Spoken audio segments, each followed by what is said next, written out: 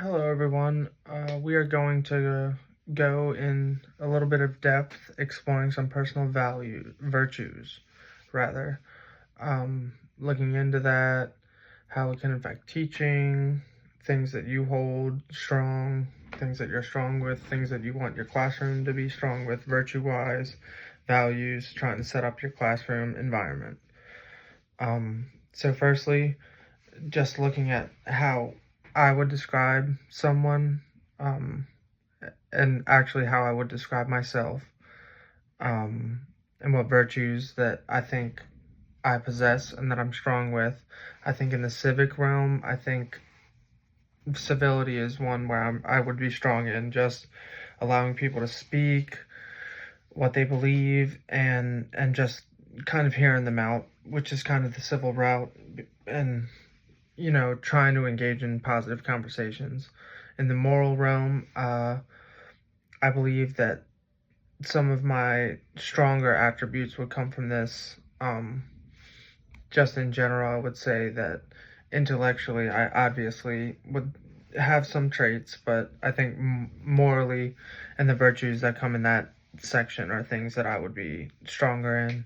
As a coach, I like to teach respect a lot. I like to be humble and try to train my wrestlers to be humble so they really can rise to situations instead of letting their emotions dictate how they react to things. Just being humble, keeping their head about them, and trying to work through everything as they can. So just focusing on respect, being humble, being honest, and really having an open mind. And those are some things that really help in general life, just your interactions with others, but also when you apply it to the classroom, those are things that are almost essential in your classroom. I think resilience is good, and again, going to my wrestling coaching, I really like to teach resilience to wrestlers because wrestling is a very humbling sport because you're one-on-one and you're really exposed, and it's a one-person type thing, so you really have to take the losses and learn how to deal with them. I think that these virtues, some of those that I just spoke on, would really help to create a successful and inclusive classroom environment. I think being honest, respectful, open-minded, trying to be resourceful, and civil are all qualities that will help me as a leader of the classroom as well as the classroom in general. Help students feel comfortable, help them feel open so they can be pretty responsive positively to the instruction and teaching, and that'll really help them delve into their academic journeys in the classroom. I think all of those virtues will play a pretty strong role in creating that positive classroom environment that's also very inclusive and really trying to help everyone reach their highest potential. I think that focusing on 4 of those specifically would really be a strong point in how I would want to lead as a teacher.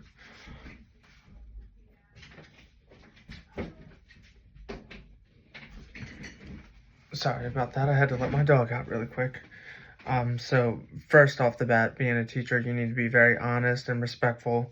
You need to create trustworthiness between you and your students. I think that really hammering home critical thinking and being open-minded will help show personal respect, care towards each other. That goes a long way, not just in the classroom, but in life.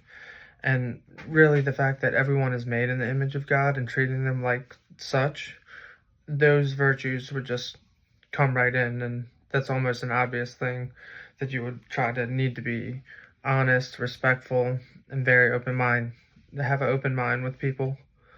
I think that this would help me grow as a teacher and a leader of the classroom and create an inclusive learning environment that could help students grow academically, socially, and morally.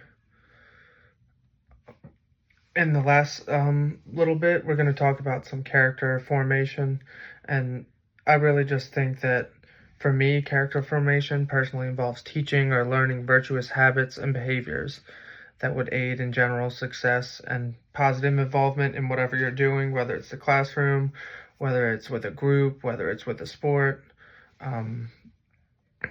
Those all would aid in positive development and having success in those areas. Whether you're focusing on academic virtues, social virtues, or creating solid morals, I think all of those are important with character development and character formation.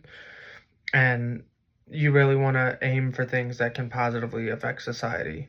And the role of being a lead teacher, or even in my support staff role that I work in now, in a public education setting, you really have an impact on students' character, education, formation, and development.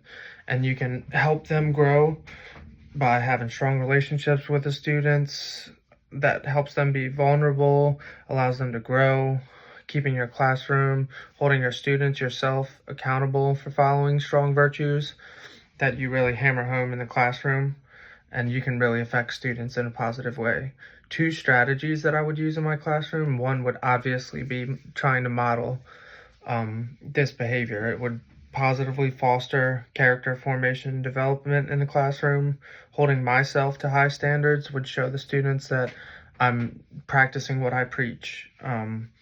Focusing in on honesty and respect and critical thinking, being consistently modeled in the classroom, touched on during the classroom, reiterated to the students that they need to be focusing on this. It would really help reinforce the virtues in the classroom. So personal modeling, and then the other strategy I would use would be creating some type of reward system when students exhibit these virtuous behaviors, whether they gain little rewards like using their phone in the classroom for a little bit during a break, getting some type of snack, or even maybe eating lunch with me. I mean, whatever could get students to try to exhibit these behaviors would be what I would be trying to do.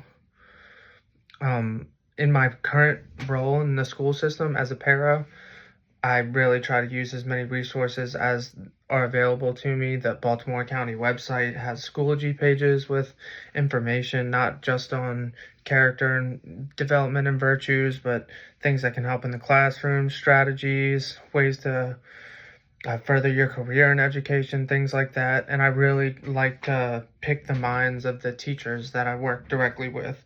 I work with four support, or they're leaders of their program, whether it's behavior learning support programs in classrooms, or social cognitive emotional learning type situations, and I love to pick their minds and see what they have. So a lot of that stuff is just how I would try to focus on virtues and character development in the classroom.